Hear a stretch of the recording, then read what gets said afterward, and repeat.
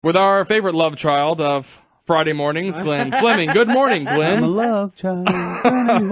It's Firearms Friday. As always, we'll take your calls, comments, questions at 232-1542, 232-1542. Glenn Fleming's place over in Scott. We'll tell you how to find it, how to get in touch with him for all your gun needs, education, safety, etc. It's what we start with, and this one's kind of funny. Yep. If you have a gun nearby at home, and you get really, really mad at the TV, it's never acceptable to shoot your TV. Yes. And just like every other safety tip that you do, Glenn, someone, I guess, has done this. Yeah, it's hard coming up with safety tips every week because I don't want to rehash old, old ones. I mean, they're good to rehash, but but you get bored if I just say, guns always loaded every week. Yeah. So I was searching around for obscure things, and I saw this dude who was mad at his TV. I can only assume because Hillary was on. And he shot his TV. So, or Steel Magnolias. One of the two. Yeah. But I can understand being mad at the TV. When I watch TV, which thankfully isn't that often, I frequently am mad at it. But, it's not acceptable to shoot your TV or any other inanimate object in your home. It's just, as far as safety goes, that's a big no-no. That's a good point. Yes. Wow. And which brings us into another thing. If you do shoot your TV, always be aware of what is behind your TV. That's a good point, too. So, that's kind of an all-encompassing safety tip. It is. And I'll tell you, the last time I checked, my TV does not have Kevlar on the back. Nope. No. So the bullet's going to go straight through. Oh, yeah. Wow. All right, be careful out there. Wow. Yeah, don't lose just your mind, watch, people. You know what? Just don't watch anything that gets you that mad. Don't watch TV. If you get mad, I'm going to give you, as a news guy myself, turn off the news. Yeah. Turn off the TV, period. It's the opiate of the masses. Just listen to some music, listen to KPEL, some enlightening. All you need is some KPEL. Yeah. That's all you need. Enlightening topics. And to go buy a KDN. Gunworks every once in a while. Well, there you go. Yeah. Do that when you're bored. All right. Some more good news for gun shop owners like yourself.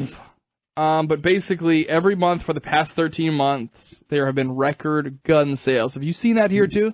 Oh, yeah. Well, I see that you pulled up in a Bentley this morning, but I'm going to ask how gun sales are. Yeah, my wife's going to be like, you bought what? A Bentley? Yeah. No, but the cool thing is it's not just a record from last year. It's like every month has been more sales than the month previous, which is more than the month of last year. So, and what the deal is they suspect everybody's getting ready for maybe Hillary to win the election, which is like real scary. So everybody's kind of like, well, I might want to get a gun now. It's kind of like an unannounced rush. And I think just generally, yes, obviously Obama and Hillary, they're the most visible figures. But even the stories like we have, like the ruling in California, I think make people just want to make sure that they can preserve their right for as long as possible in case whoever gets elected may come in and try to infringe on that. I think it's a bigger thing, too. It's, they watch the news, get mad at the TV because of all the stuff going on in the world, say, man, that's a screwed up place. I need something to protect myself, and they, go to a gun. Glenn Fleming from Acadiana Gunworks in with us this morning for Firearms Friday. You've talked a lot about the Friends of the NRA banquet. Yep. It's coming up, less than a week away. And can you still get tickets? Yes, you can get tickets. You can come by Acadiana Gunworks, or you can pick them up at the door. It's going to be on the 16th, and it starts at 17:30 or 5:30 for you non-military people. And it'll be at the River Oaks Event Center. And there's going to be, it's a good time, man. It really is. There's a lot of silent auctions, like, I guess it's called loud auctions. I can say silent auctions. Just regular auctions. Auction. Yeah, live auctions. There we go. Yeah. And, giveaways and raffles and just all kinds of stuff. If you want it, you can go ahead and get it there. It's pretty cool. So as we wrap up this segment, again, we can take your calls, questions, comments coming up, 232-1542 on the topic of gun sales, which we were just talking about, really being high. There's a story in Newsweek that Fox News is to blame. Well, this writer, which it looks like it is an op-ed, but Fox News is to blame for folks buying more guns. Yep. I'd like to thank Fox News if this is true.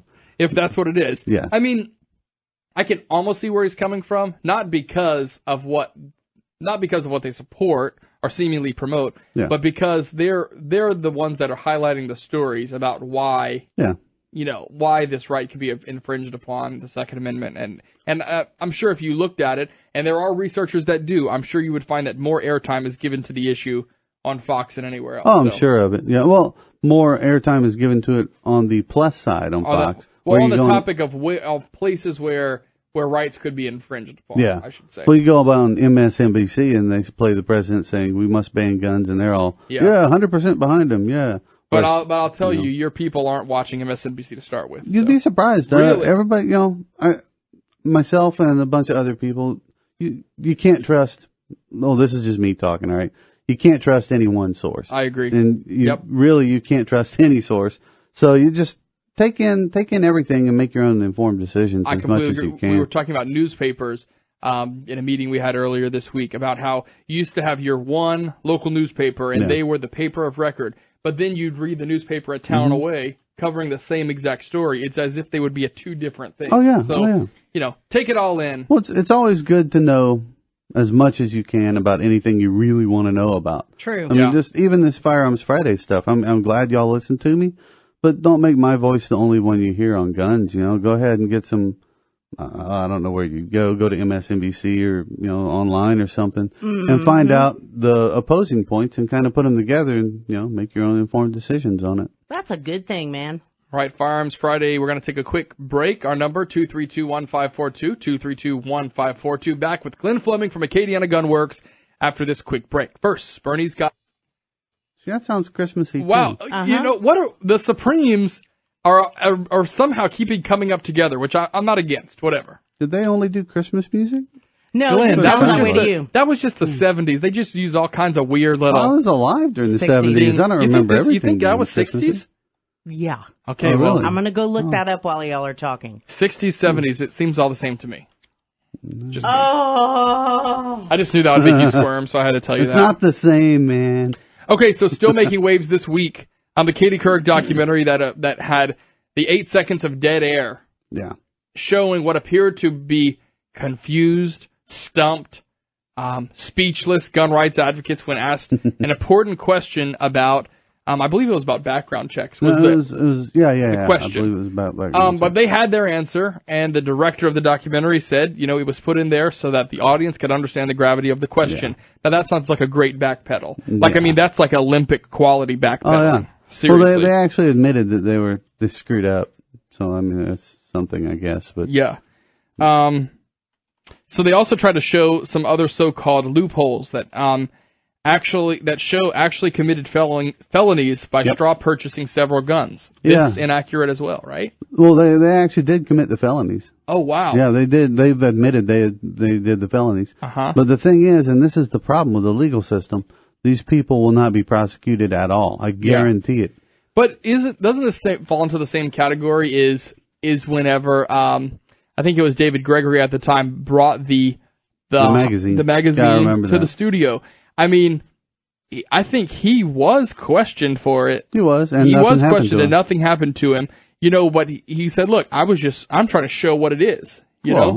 Okay. Well, suppose I go to New Jersey and I have a pistol that I'm concealed carrying or something like that, and they find it on me. They're not going to buy. Oh man, I was just showing. Yeah. They're going to throw me under the jail. If I go to D.C., which I think is where that dude had the magazine with an extended magazine. Yep. I'm not going to say, well, I was just proving that you could get it. And they're going to go, well, we're proving you're putting you in jail. Yeah. And I'm going to go to jail. So explain the story to me. I keep seeing it come up. Rodrigo, was it Digong? Dude, this is Tagalog. I have no idea. I don't. Okay. You gotta tell us about this story. I keep seeing his name come up. Yeah, this is the president-elect of the Philippines. Okay. Which Tagalog, Philippine language. There you go. But basically, he said, and let me read this. This is a quote. If a drug dealer resists arrest or refuses to be brought to a police station and threatens a citizen with a gun or knife, you can kill him and shoot him, and I'll give you a medal. And he's telling the people of the Philippines this. Very different than what we're used to. Oh, yeah. Now, while I don't just advertise going out there willy-nilly shooting all the drug dealers, there are times when you carry concealed responsibly, and you do have to protect yourself and others. But I brought this up because it's pretty wild. It's imagine President Trump saying, just shoot him. It's cool. Or Hillary or Obama or somebody saying that. It's just not something you hear very often, Very interesting stuff. All right, tell us where Acadiana Gunworks is located. We're in Scott, and look, it stopped raining. Yay! We're in Scott. Yeah, it was doing this weird, like, sunny outside raining thing. Because we live in Louisiana, and yes, that's what we do. It's constantly confused here. No, we're you're in Scott on Abigail's Road? Yep, 119 Abigail Row in Scott. And our phone number is 337-706-8638. We have, little blurb, we have child safety classes, we have adult safety classes, we have concealed carry classes, we have guns for sale, we have stuff for sale, we can fix your guns, we can break your guns if you want, but most people don't want that. Right. All right, and a website where we can find out more about your business. Yep, McCadiantheGunworks.com. Glenn Fleming every Friday for Firearms Friday at 7:30.